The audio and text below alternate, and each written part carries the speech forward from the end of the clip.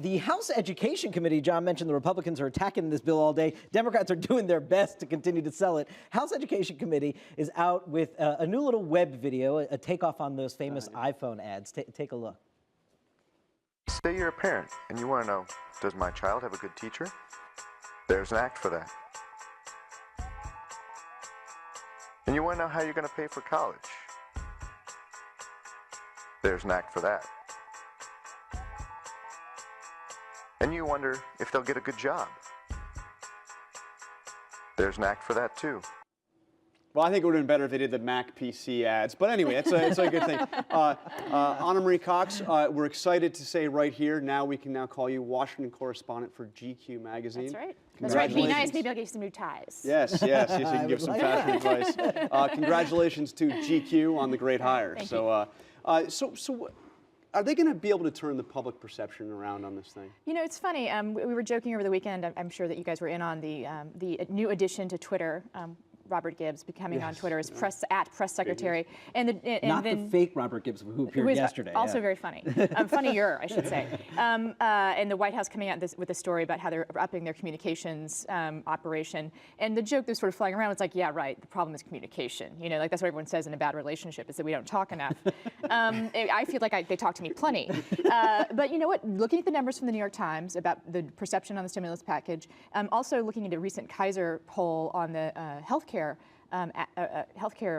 package on what the public perception was of what's actually in there and what isn't.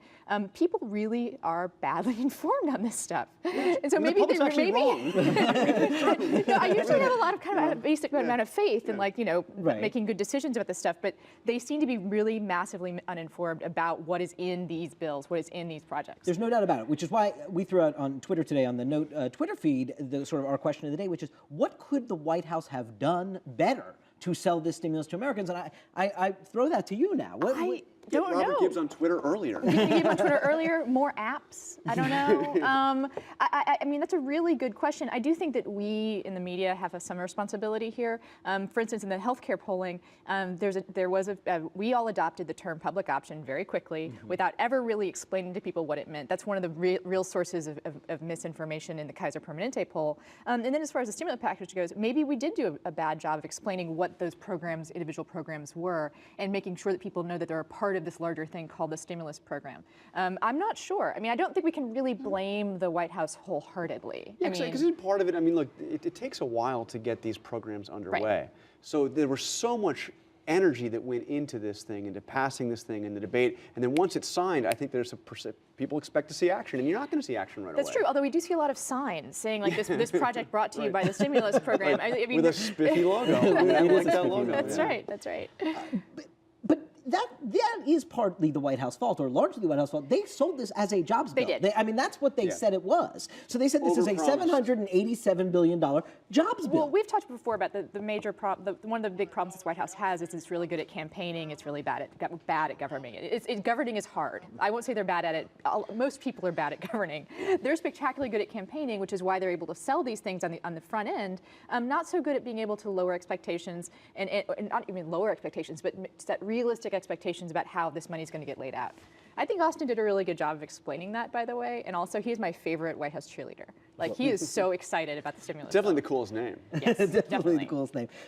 John Carl brought up earlier this meeting between Michael Steele and the Tea Partiers yesterday over at the RNC for about 4 hours, clearly trying to broker some kind of arrangement here for them not to sort of break off from the party and be separate, but be a part of the Republican what are likely to be huge victories this year. Well, you know, it's a question about whether or not they really want to co-opt. I think that the party has to walk a pretty fine line with how much they incorporate the Tea Party movement, so-called, and how much they want to keep their distance from the sort of the wackier elements. You have that person running for the governor's race in Texas who's an outright birther and believes that 9/11 made fact and a birther. Yeah, a truther and a birther. So I mean, I think that you have to be a little bit careful with going to where the energy is, because sometimes that energy is running on gas fumes. You know, like as in terms of brain damage, gas fumes, like just huffing away at nothing.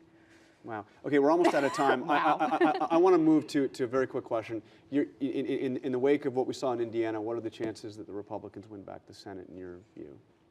Give me a percentage.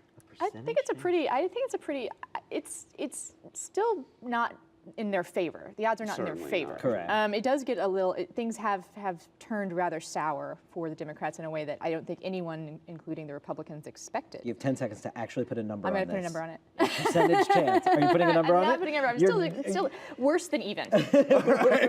Resisting. A lot worse than even. Okay. Ana Marix Cox of GQ That's magazine. right. Thank you very much for being here Good today. luck with the new gig. Thank you. Thank you, John Carl, for pinch hitting. That does it for this edition of Top Line. Be sure to follow us at twitter.com/TheNote. We'll tune in tomorrow. Thank you. I say it's 10%. Okay.